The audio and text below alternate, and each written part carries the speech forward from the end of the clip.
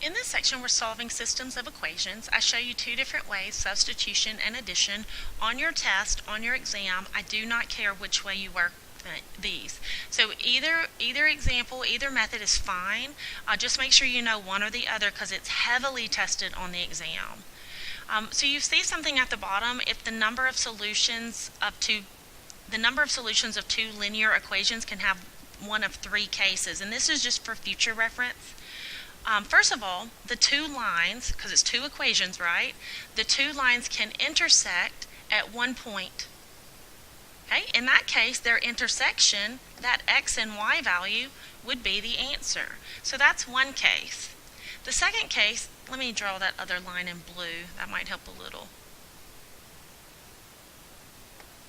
So that's where these 2 points intersect, these two lines intersect, and so that would be a solution for this system.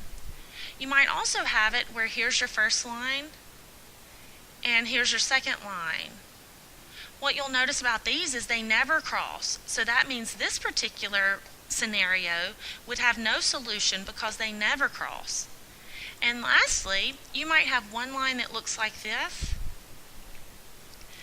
and one line that looks like this. And you'll say, oh, well, that's infinitely many solutions.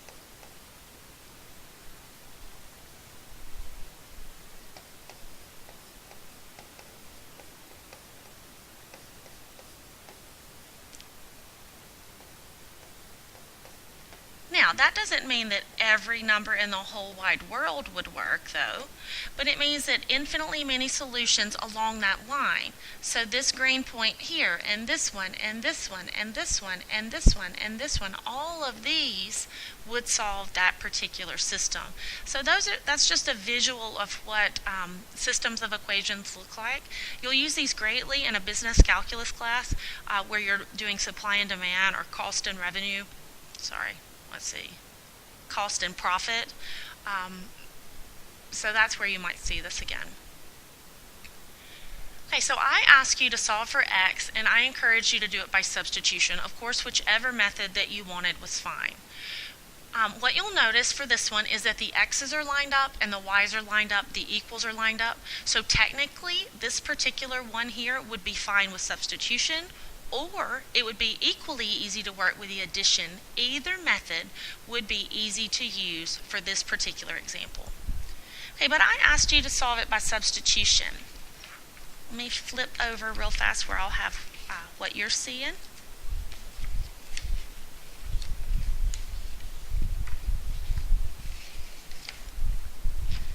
Okay, so the first thing you want to do is pick a variable to solve for, and I encourage you to pick one that doesn't have a coefficient. So like if I pick this top x right here, see how it's got a 3? That means you'd have thirds throughout the whole problem, and you don't want thirds, you don't want fractions. So what I would do is I would pick this x right here to solve for. If I was trying to get this x right here by itself, that would be easy to do. I just need to move the y over. So I would get that x equals 3 plus y. Okay, so that's what it means by solve for one variable in terms of the other. If you have a term that has a 1 in front of it, that would be your best bet. So step 2 tells me to take that green expression and substitute it into the other equation. Okay, other being the operative word. If you plugged it into the same equation, it wouldn't cancel out. So you're going to plug into the other equation. 3x plus 2y equals -1. I know that x is 3 plus y. So everywhere I see an x in that other equation, I'm going to put what x equals. So let's solve this out. I get 9 plus 3y plus 2y equals -1. 9 plus 5y equals -1. 5y equals -10. I'll divide both sides by 5, and y equals -2. Yay! Look at the problem. Did your problem ask for y?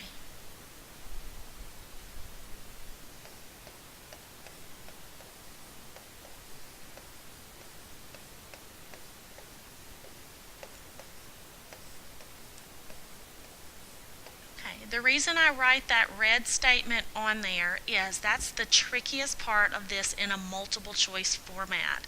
They will give you an answer choice of -2. Do not pick it because I didn't ask you for y. I asked you for x. So make sure you read the problem very, very, very carefully. That's the main way you will miss it on your exam. So they asked for x. Well, it's super easy to find. All you have to do is back substitute that y value into any of the equations. You could put it in the x step where you see the green. You could put it in the front one. The top one, it doesn't matter, wherever you want to put it. I'm going to choose to plug it in right here. X equals 3 plus y. Y is -2. So x would equal 1. So the answer to this particular problem would be that x equals 1. That's how you would work it by substitution. Let's try another one. Okay, look at this one. What you'll notice about this one is that the y is already by itself. When a variable is already by itself, substitution is easier. I would not work this one with the addition method. Substitution is easier here. So if we look at this particular problem, step 1 is already done for us. Y is already by itself. Great. So what we're going to do is put that y into the other equation. So the other equation says 3x minus 4 times y equals 18. Well, I know that y is 1 minus 2x. Okay, so solve it out. 3x minus 4 plus 8x equals 18. Okay, if I add up my x's, I get 11x minus 4 equals 18.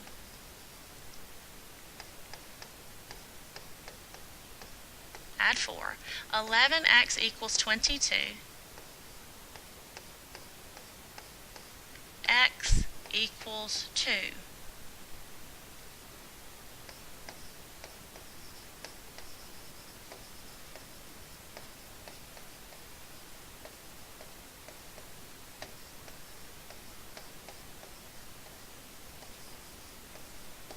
Did the question ask for x? No. If it did ask for x, then great, put it in a blank and go about your business. But it didn't ask for x, so that means you have to do a little bit more work. Okay? All you have to do, though, is plug it in. You'll say, where do I plug it in? It does not matter. Use the top equation. Use the second equation.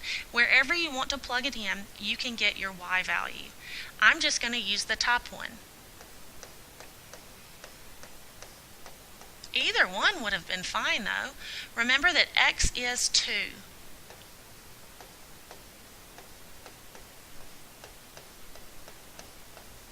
So that's 6.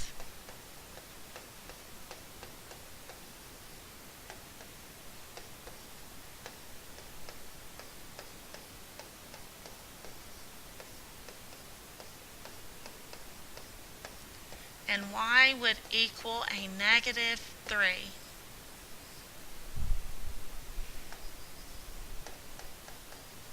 And that's what I would get. And that's how you work it by substitution.